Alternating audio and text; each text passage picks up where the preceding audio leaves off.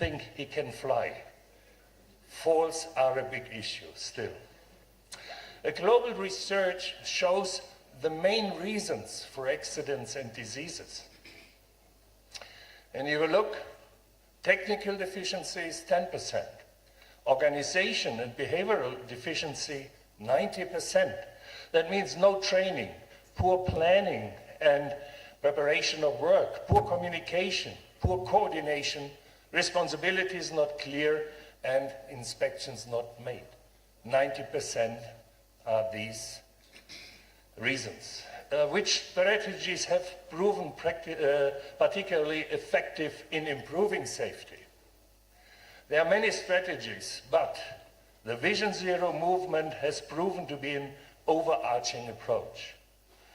The ESA's Vision Zero concept is flexible and can be adapted to the requirements for safety in any conceivable environment. We heard a lot of examples already.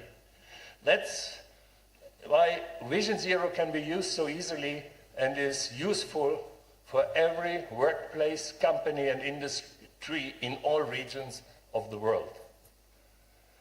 Vision Zero is the first global initiative for prevention. It's global. More than 100 countries are already following. Not perfect, or they are starting, but we heard some good examples. The last one was from Denmark. They try to implement. It's a strategy in the whole country.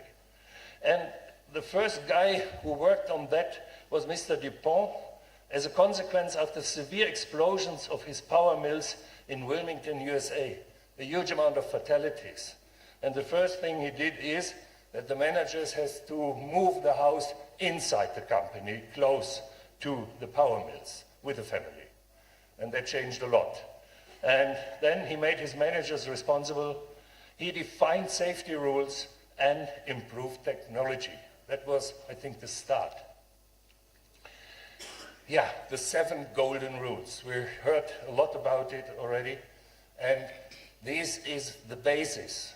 It is simple. And if you follow, in principle, it costs nothing. And only to go through quickly. The first one, show commitment and leadership. I want to focus on, if you have any meeting, put safety and health on the first topic of agenda. It doesn't matter which meeting.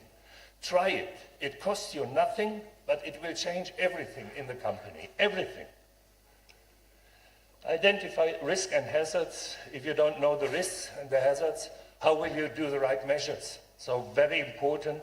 And talk about near misses, because tomorrow it could be a fatal accident. Set targets for safety and health. So one target could be, for all companies, we want to reduce fatality, falls, or let's say slip, trip and falls, maybe 50% in the next year. Ensure a safe and health system. Yes, an advanced organization of OSH pays. I think many companies here, or representatives from companies, you have an OSH system, but don't put the files only in the office. Live this system. Ensure safe and health technology. Consider OSH when ordering new plant or machinery. The cheapest one sometimes is not the best regarding quality and safety. Improve competence. Special competence needs special education. So define the qualification for each workplace. And the last one was pointed out already, involve the people and invest in the people. Involve your employees. They know the problems of safety in your company. Talk to them.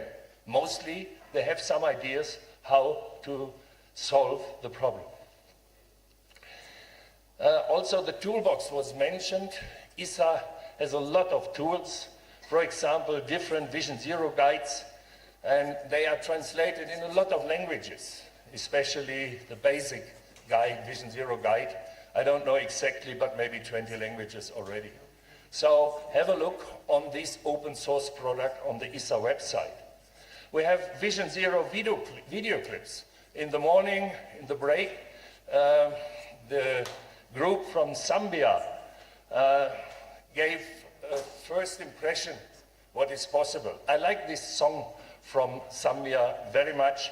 And there are many, many more. We have songs, we have video clips. You can load it down for free. It's an open source product, and listening to it will help. And Vision Zero training, the ISA sections, they are able to provide training and to, let's say, give hints for the trainers and also certificates. I like this picture very much. It was shown by Helmut Edis. And if you follow the 7 golden rules, then a prevention culture can start. And then you are able to reach Vision Zero. It's a process. It takes time, but please never give up. In summary, using the Vision Zero strategy provides numerous benefits. Leadership commitment, including a prevention-focused approach, holistic safety considerations, continuous improvement, collaboration and engagement, positive impact on organizational performance, legal compliance and risk assessment, and access to global best practice. And this is a picture I like very much. Let's row together. Let's row to the goal of Vision Zero. And I think Zambia is on a very good track to reach Vision Zero. It will take time. So thank you for supporting the global Vision Zero movement. And here you can see the internet site. Thank you so much. Are you ready to shape a safer future? Introducing the Vision Zero initiative, your pathway to zero accidents and occupational diseases by 2030.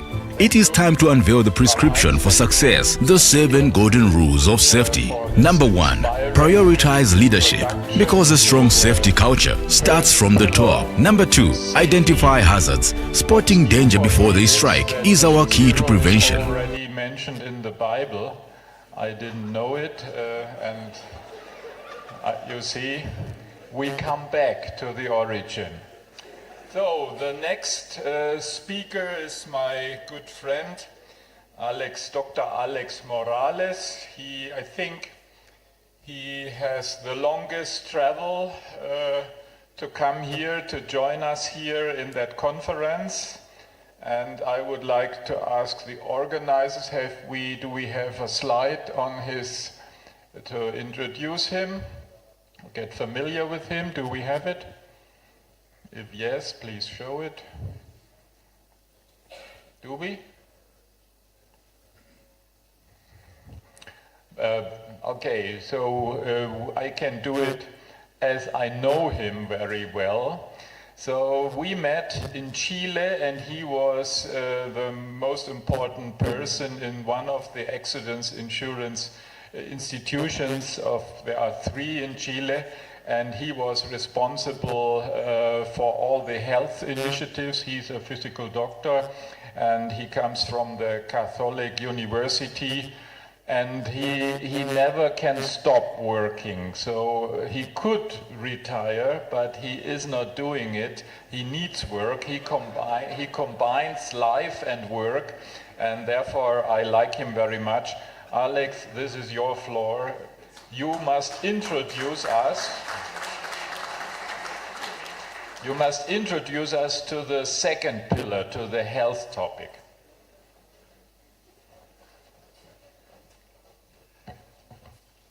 Thank you so much, Helmut. Only my mother could make an introduction that is better than that one, so I always thank him when he introduces me.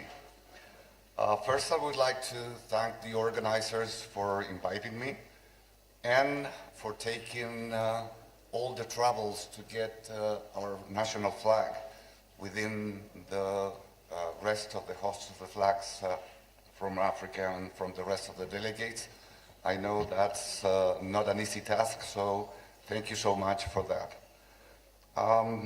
To talk about the importance of health, I have to be always prepared to participate in some health event, and I'm glad to confirm that our previous or last speaker recovered well. There was nothing serious in terms of his health, and that fortunately the hotel has the facilities within the site and a medical doctor that took care of him, and we were able to communicate with him, and he was feeling well. So health is important. Now let me take you through my presentation, Health, the Undervalued Pillar in Prevention. Now you could ask yourself, why is it an undervalued pillar? And one of the explanations is that accidents are so dramatic and so instant in their impact that the first focus of attention in preventing the risks at work focus on accidents. Occupational diseases come afterwards. It takes longer for them to develop, and sometimes they appear when the worker is not longer in the company, which is not a lesson burden for him, his family, and for the government, for the state. So, although it's an undervalued pillar, as accidents are coming under control the world over, I think our time under the sun has finally come. And therefore, my task here is to show you how health is gaining the central stage in occupational health and safety. Could you give me the next slide, please? Or should I change it from here? Careful, careful. Okay, yes, got the control. So, what I want to present to you today are 4 main points. Health prevention as one of the pillars of Vision Zero. The lessons we learn from the COVID pandemic, basically on the highlights of biological risk and psychosocial factors. How I see occupational health in a post-COVID world, and bring some examples from EU, OSHA, and WHO. How climate change and occupational health are related, and what I see as future trends, and then end up presenting Vision Zero and 7 golden rules as a way forward in health as well. This study has been mentioned many times along the day. It is a document that a joint effort from ILO and WHO presented in 2021, and it illustrates the big impact of occupational health compared to injuries. And when you see that graph, it's difficult to imagine how in many places the focus is still put in the 20%. But that's something that all of us here that work in occupational safety and health have to change. A recent document from the European Agency in Occupational Safety and Health examined occupational safety and health in Europe in terms of the state and the trends for 2023. And here is what they found, and again they are making a comparison between the joint findings from ILO, WHO, and also from ICO, the International Commission on Occupational Health and Safety, another international organization. And what I see here is what I want to contrast with something that I've heard in Zambia recently, and it's the big 5 and the big 3. Although those terms are related to the big animals that you could see in the safaris here, I want to use the term to show you the big 3 deadliest costs in occupational health, and also we can take it up to the big 3 and the big 5 in occupational health in terms of diseases, not just death from bad health. So those big 5 in terms of occupational health are mental health in first place, musculoskeletal disorders in the second place, cardiovascular diseases in the third place, hearing loss in the fourth place, and lung-related diseases in the fifth place. And if we look at the big 3 in terms of death, the first one is cancer, the second one is cardiovascular diseases, and the third one is lung-related diseases.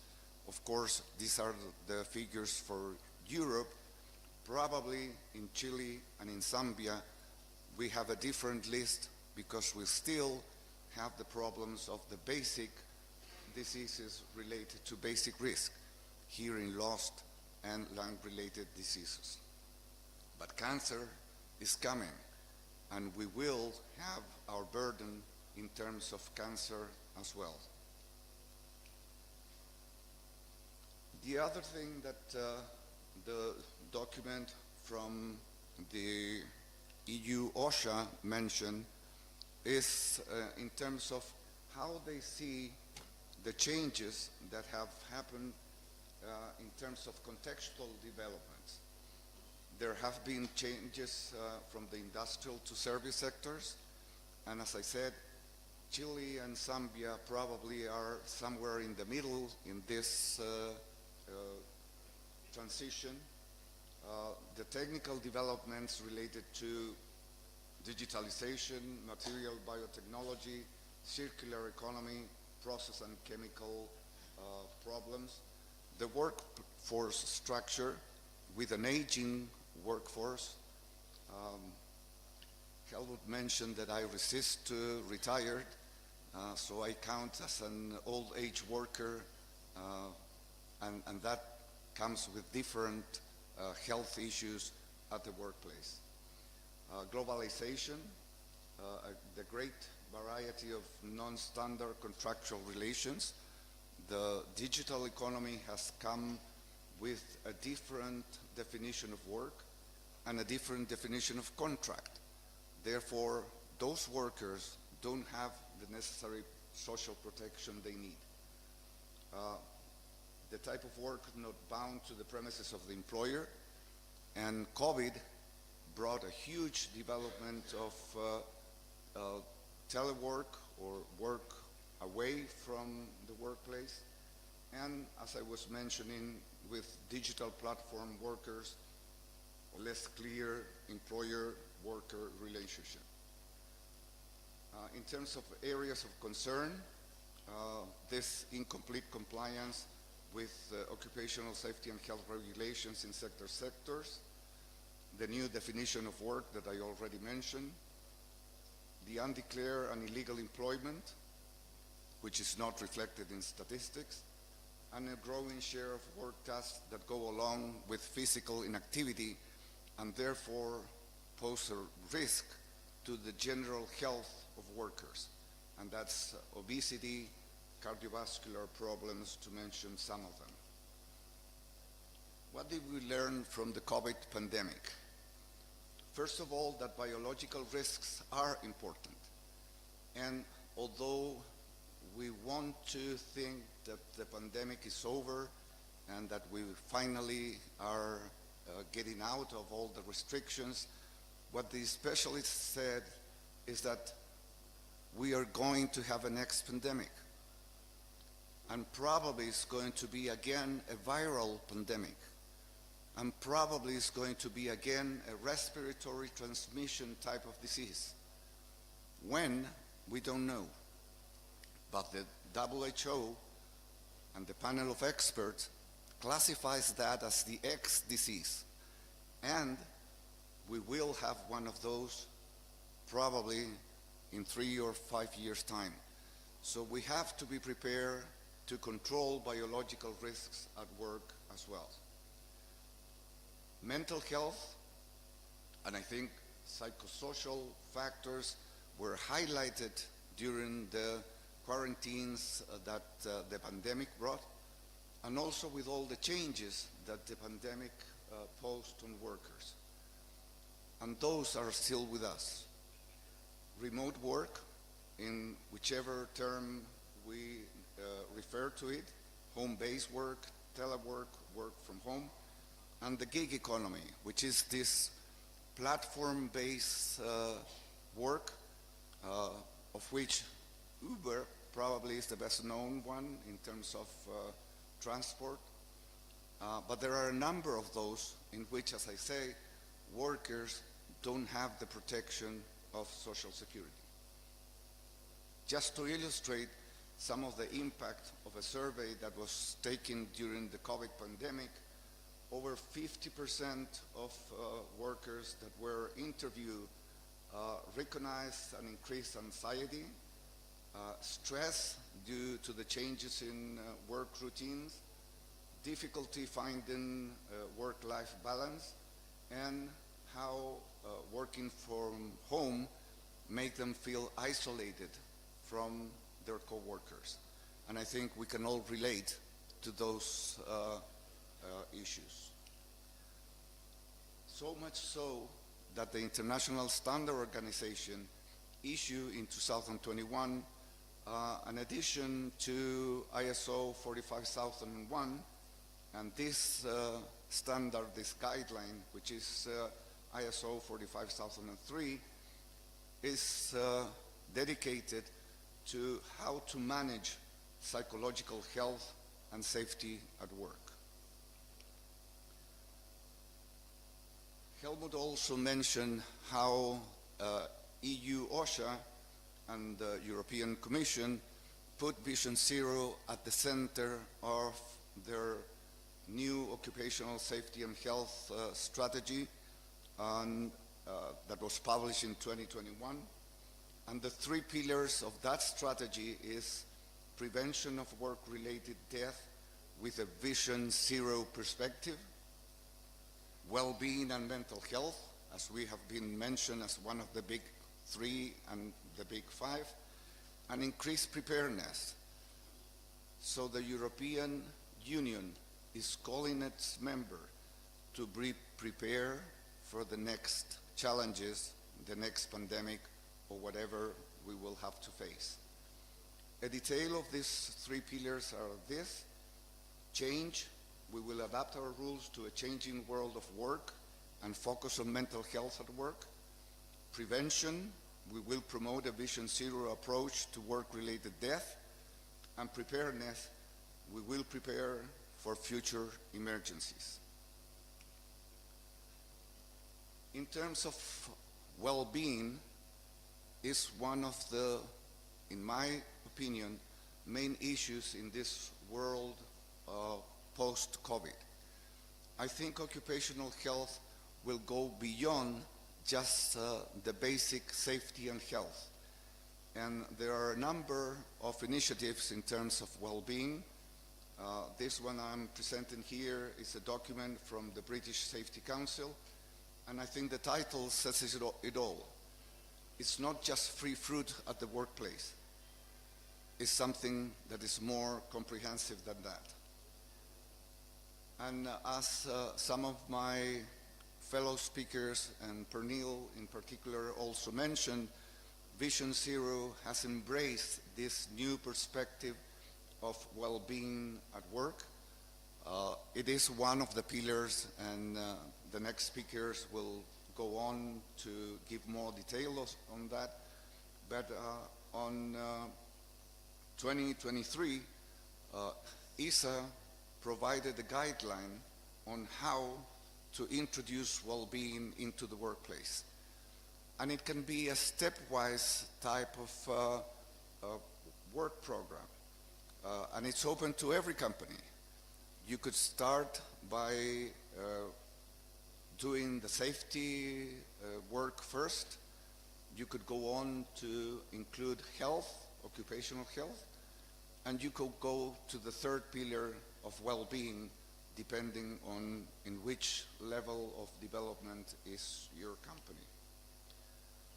Also in June 2022, the ILO included health and safety within their fundamental rights. So what they say is that every worker in the world is entitled as a basic human right, as a fundamental right, to have a safe and healthy working environment. There is also a study that I would like to mention that was published in 2023 about global indicators for workers' health in terms of mortality rates from diseases that are attributable to selected occupational risk factors. And although it's probably very difficult to identify those, these are focused basically in cancer, cardiovascular diseases, and respiratory diseases. And when you first look at the bars, the first impression will be, well, Chile and Zambia are very well off compared to these poor Europeans that have such a burden of diseases. And although that could be one interpretation, the problem has to do with registry. Chile, and probably Zambia as well, has a heavy under-registration of occupational diseases in these areas. Therefore, it's not a good news to appear with such small bars in terms of these three big diseases. It's because we have a long way to go to get up to speed in registering our burden of disease. In relation to climate change, just a very brief mention.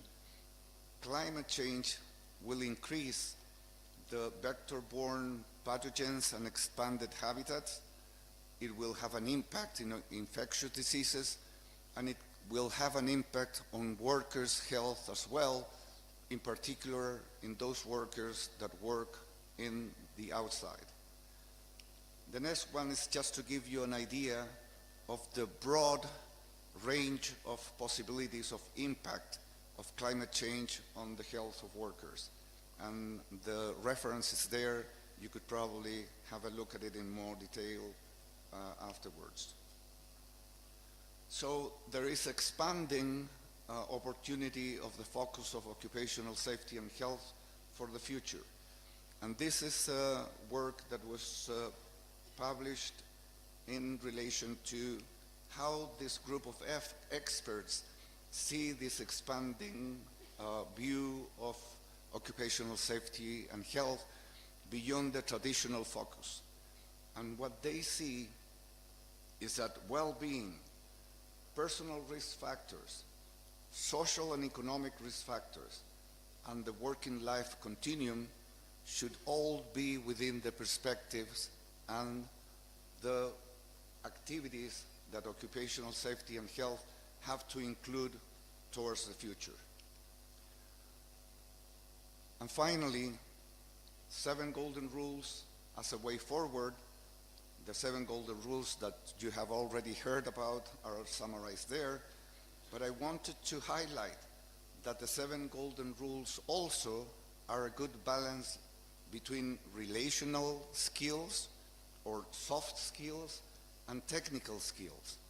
They address both the necessary technical improvements that a company or a country has to have in place, but also the relational skills that make it possible for the system to work. Basically, any company is a collection of human beings, and human beings work well together when you can actually guide them behind a purpose that makes sense. So it's not just regulations, it's not just a vertical command and control type of leadership. It's something that will make sense to everyone in the workplace so they can rally behind occupational safety and health. And I'm going to use the same slide that Helmut has made famous the worldwide. Vision Zero and the 7 Golden Rules are a strategy to tackle occupational safety and health challenges in a post-COVID world. Thank you for your attention.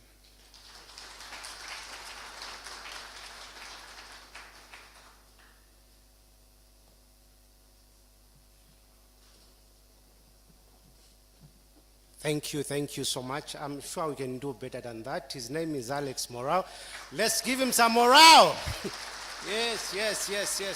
Thank you so much. We've been quiet for quite some time. I want us to make some noise. I'm sure we all know the theme for our conference. So when I say Vision Zero 2023, you give me the theme. Clear? Yeah, well. Vision Zero 2023.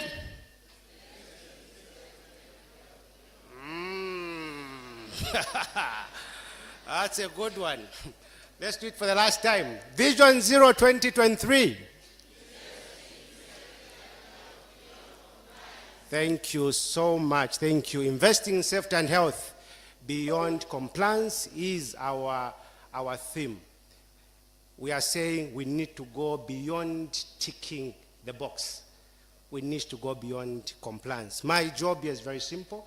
For those that might not know me, simply put, my name is Shanzi Eustace, the current president for Zambia Occupational Health and Safety Association. But we are not here for me. I'm here to do a very simple task. Kindly beam for me the next speaker, who is Aidin. Profile. Yes, as we can see, is one of us, an accomplished safety and health practitioner. Please, let's just give it up for him as he comes to look at the third pillar of Vision Zero. Please, sir, you are welcome. He's also the president for OSH Africa. Are you my friend or you are just my boss? Thank you so much. You're welcome. Yeah, good evening once again. And I want to again thank the speakers before me, Professor Dr. Alex Morales and the Reverend gentleman who delivered the first speech, the name of Professor Notakar. I didn't know he quotes Bible, but I just heard that today. Thank you so much. In the beginning was Vision Zero, isn't it? Okay, for within the time I have at my disposal, we'll be looking at the three pillars. The third pillar of Vision Zero, which of course is the well-being. And this is one of the elements that we still find difficult, applying in policies in most countries. You look at safety policies of organizations, you see a lot is said about health, about safety, then health to a great deal, a lot is said, but you find the component of well-being. We are yet to find that component in our workplace health and safety policy. You can even see the name, it's called health and safety policy.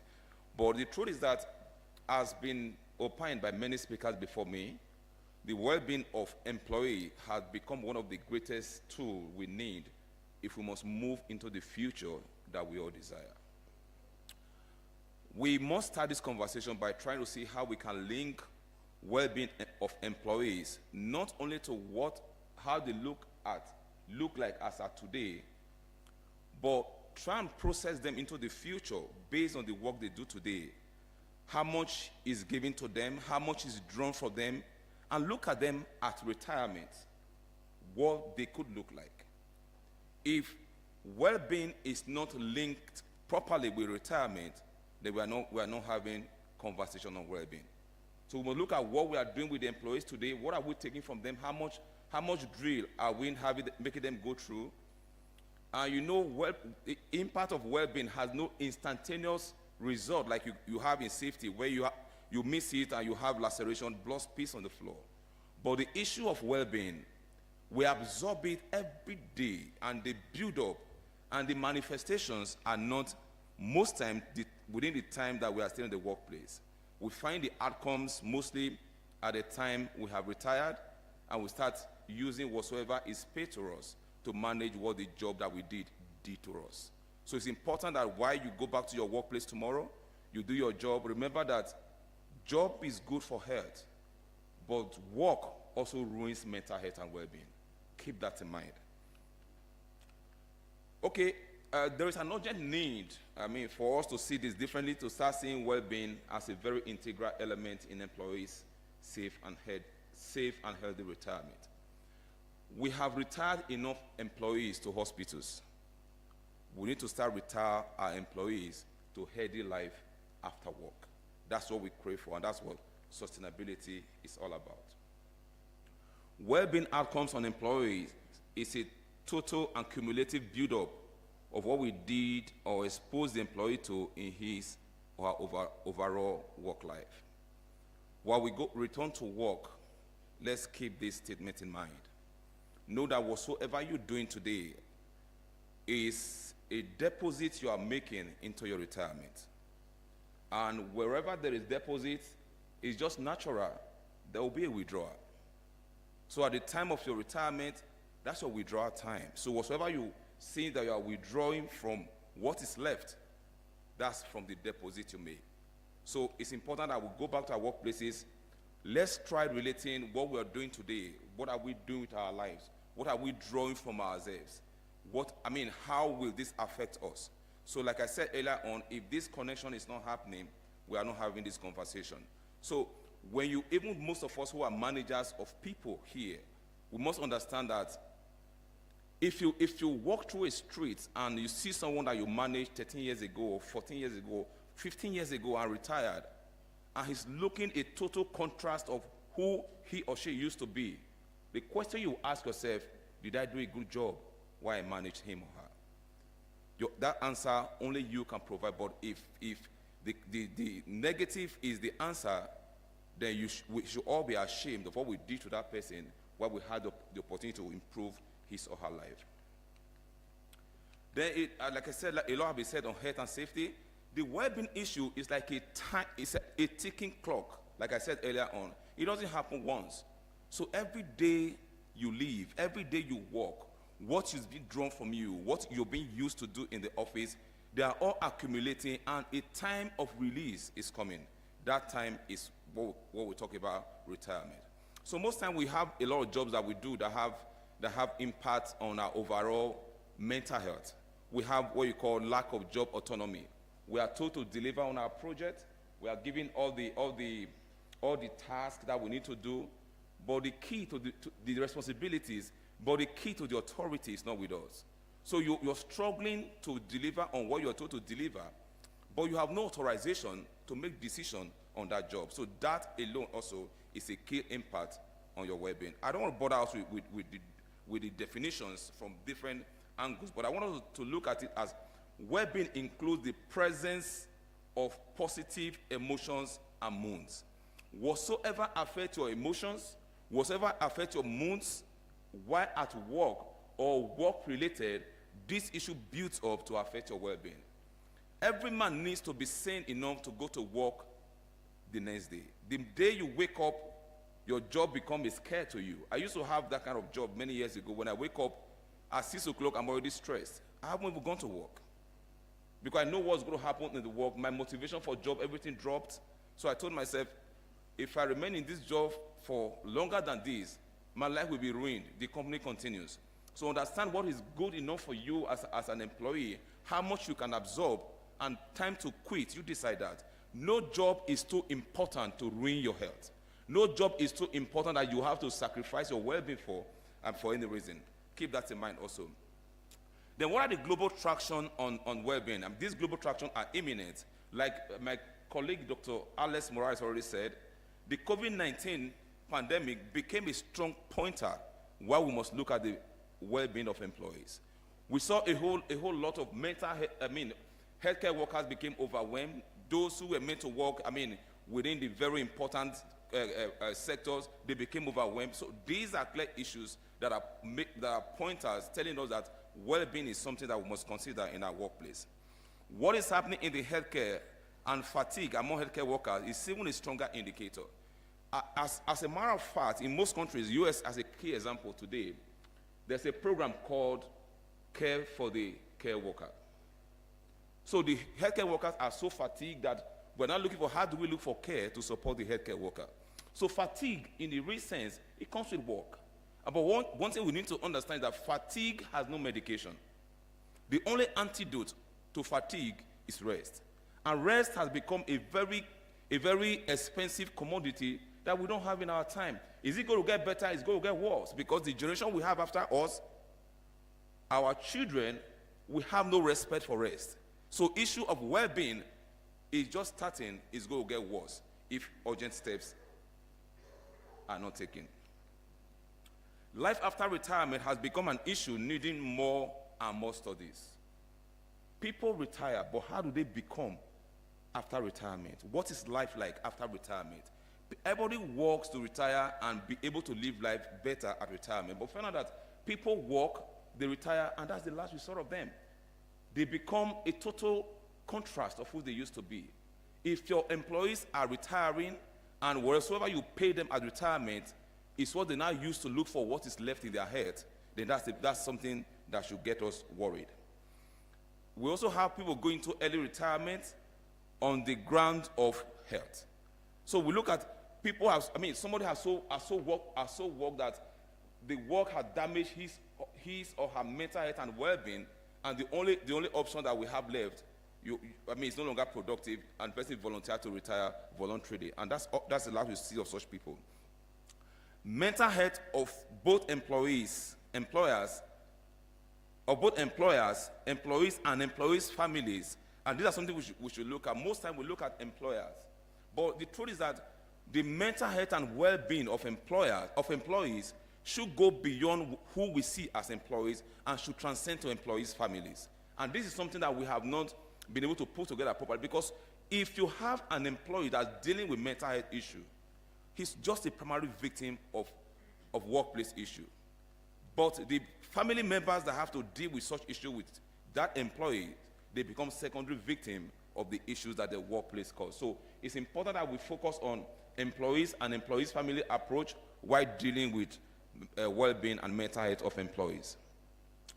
Then what do we need to do urgently? A broader general understanding and awareness of what well-being really is and the distance it can travel is a key issue we need to look at.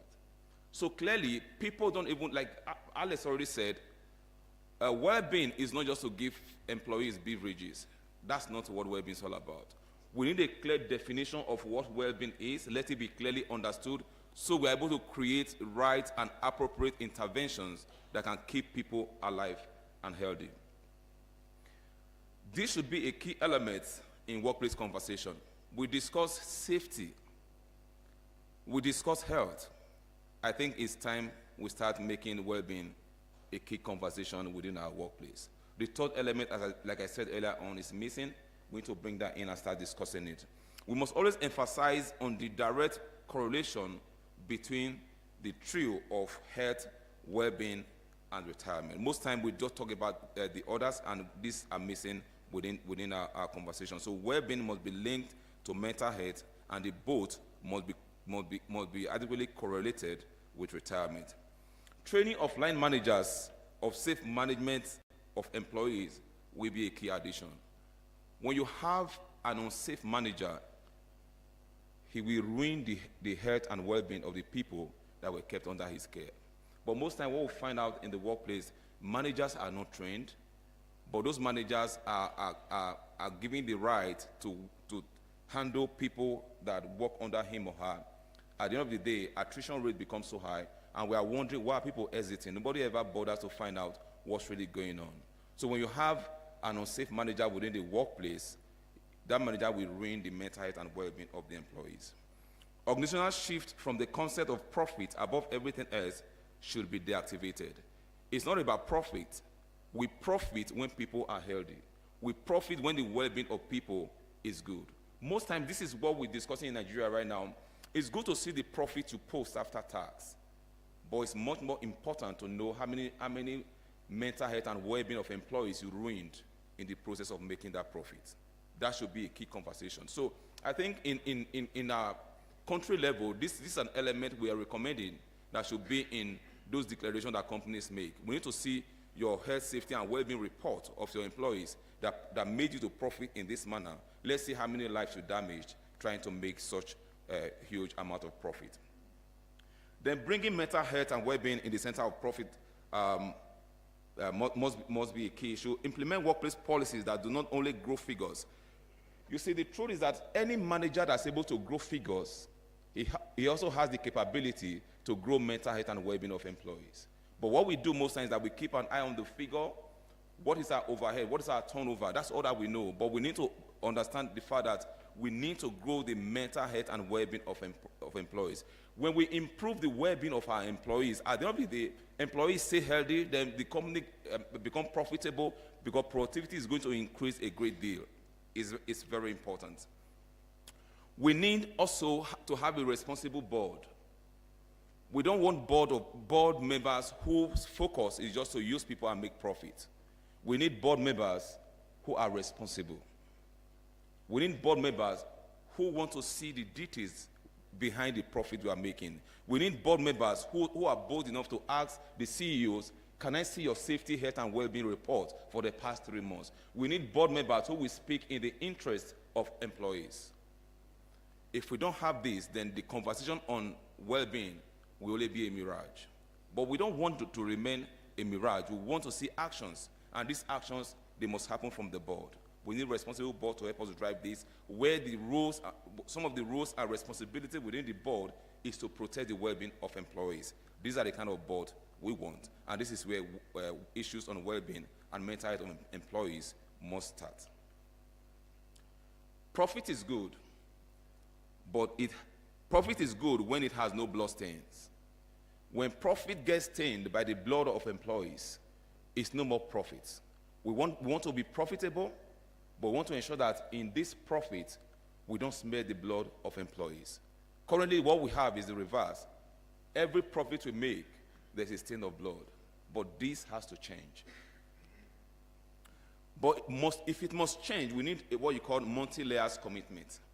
We need the commitment from international level. I'm happy that, the document that was released by ISA last year, early this year or last year, on the well-being guideline.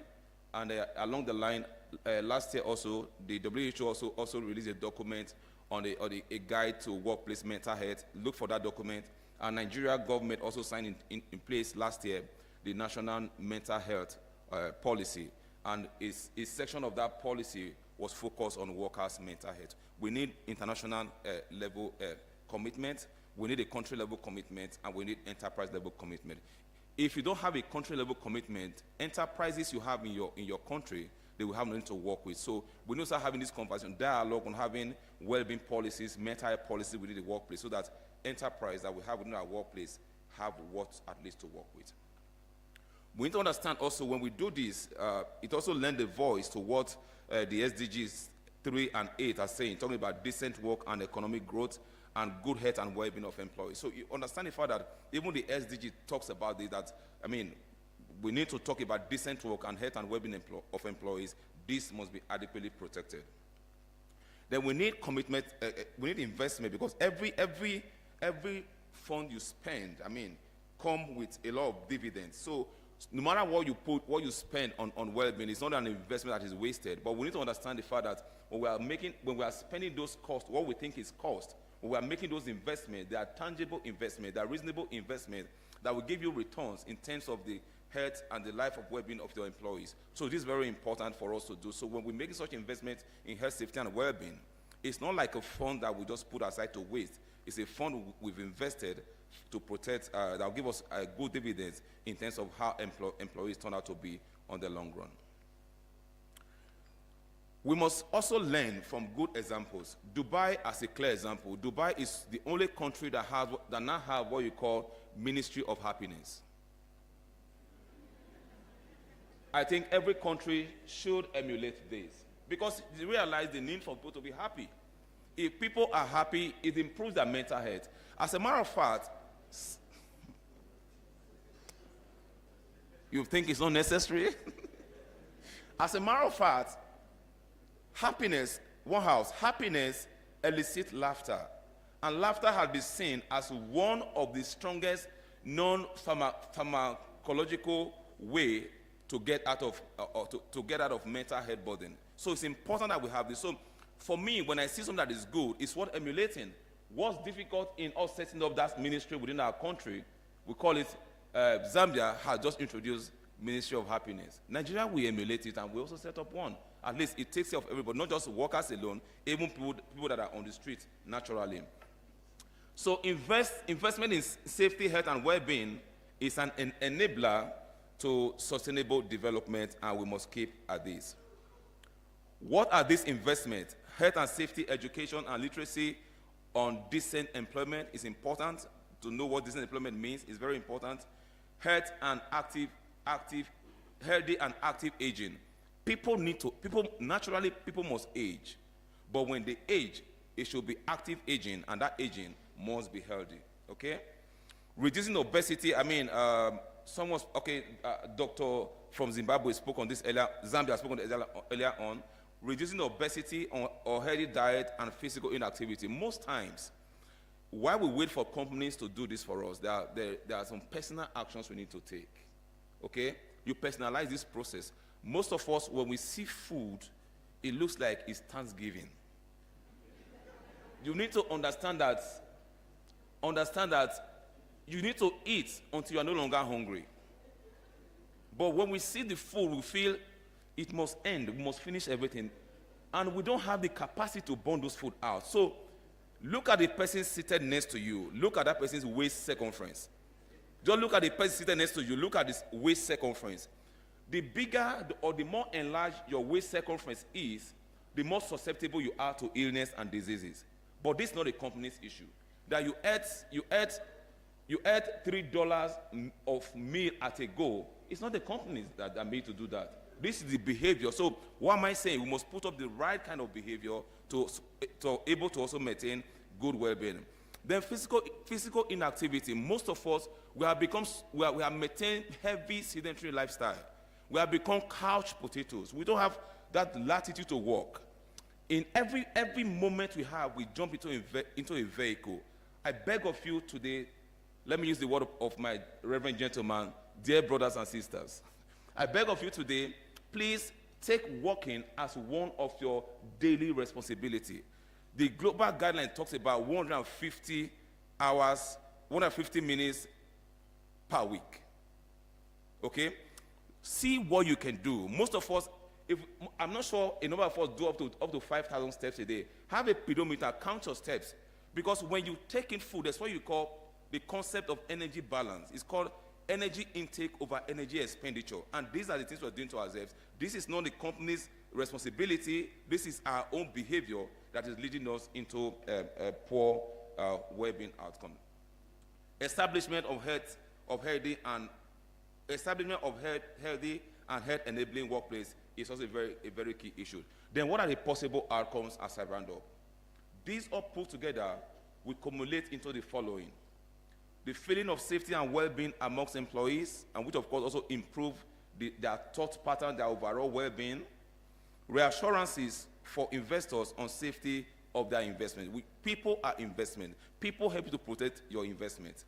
Again, the overall well-being improvement will result in increased productivity, profitability, leading to economic prosperity. Salaries cannot be increased if the company is not profitable. The company cannot be profitable when the employees are not healthy. This is the connection between safety, health, and well-being being the pillar of Vision Zero, that Vision Zero sits on. Thank you very much for listening, and God bless you. Are you ready to shape a safer future? Introducing the Vision Zero initiative, your pathway to zero accidents and occupational diseases by 2030. It is time to unveil the prescription for success, the 7 golden rules of safety. Number 1, prioritize leadership, because a strong safety culture starts from the top. Number 2, identify hazards. Spotting danger before they strike is our key to prevention. Number 3, define goals. Setting clear goals gets us on track to achieving zero. Number 4, ensure a safe and healthy system. By designing foolproof processes, we pave a way for a safer environment.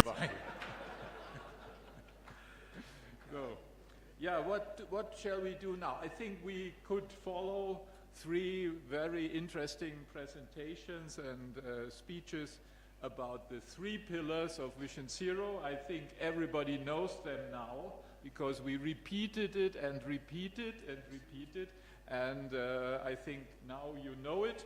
So I think we should give first a hand to all the 3 speakers in that session.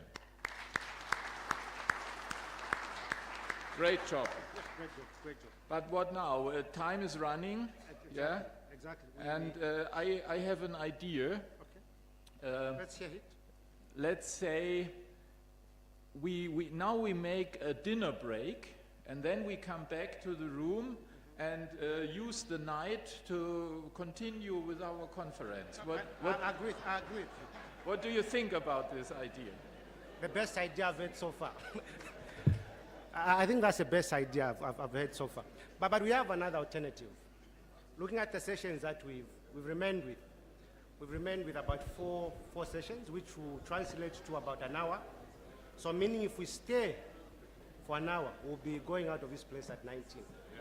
So it's either... Maybe we can have a voting, what the audience likes, yeah? Yes, Work the whole night and stay here, My MC or, yes. or get fresh air Yeah. But I think and food. Yeah, but I think with all fairness, we've been here for a long time. So I think it will be good, I think, through the powers that be, and maybe we break off. But tomorrow we come in early. So meaning that the 4 sessions that we've not done this evening, we do them the first thing in the morning. Do you think it's a good idea?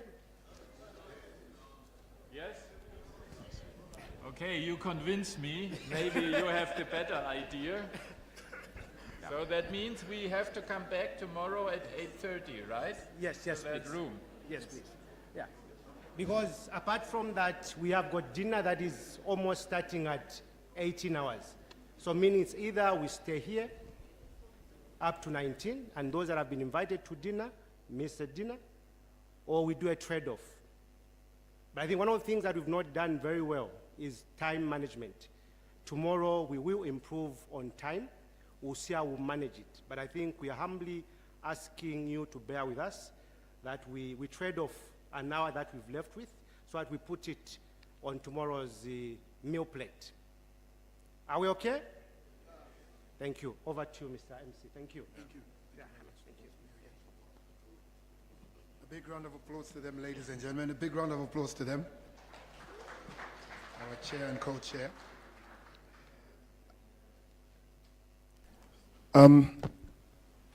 I think more or less there's been an agreement that yes, with the last segment of the program be carried over till tomorrow. I don't think we will have the same constraints we had with time today and, you know, observing certain rules. So I believe and I'm confident that we can start on time, and I believe we can also finish on time tomorrow. So I think there's nothing, we're not carrying any risk here. I'm quite confident that what we're carrying over will be executed ably tomorrow as well. And we won't be at the mercy, maybe, you know, of other conveniences and whatnot. So with that said, this is where we will wrap up for today. I'd like to thank you all for your patience and for your stamina and basically for your support. And we look forward to seeing you here at 08:30 tomorrow in the morning, when we will start with the program, starting of course with the tail end of today's program and carrying on with the rest. And I know that we will be finished by 15:30 tomorrow afternoon. Those of you going to the gala dinner, we'll see you there and enjoy yourselves. Those of you not going, enjoy Livingstone for this evening, ladies and gentlemen. And once again, thank you to each and every one of you, and we'll see you later. Thank you very much. Gala dinner is at 19 hours for those attending the gala dinner. Thank you. Jungle.